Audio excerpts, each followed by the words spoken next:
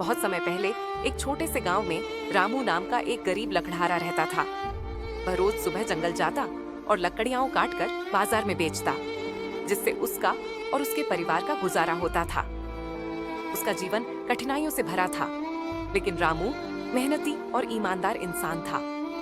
एक दिन जब रामू लकड़ियां काट रहा था, उसकी कुल्हाड़ी अचानक नदी में गिर गई। यह उसकी रोजी रोटी का साधन था। रामू परेशान होकर नदी किनारे बैठ गया और जोर जोर से रोने लगा। तभी नदी से एक देवी प्रकट हुई। उन्होंने रामू से पूछा, बेटा तुम क्यों रो रहे हो? रामू ने हाथ जोड़कर कहा, माँ, मेरी कुल्हाड़ी नदी में गिर गई है। उसके बिना मैं अपने परिवार का पालन पोषण नहीं कर पाऊंगा।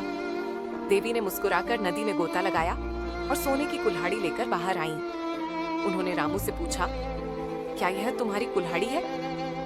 रामू ने तुरंत सिर हिलाते हुए कहा, नहीं माँ, मेरी कुल्हाड़ी लोहे की थी।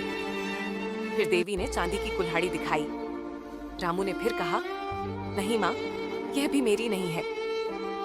आखिर में देवी ने लोहे की कुल्हाड़ी बाहर निकाली।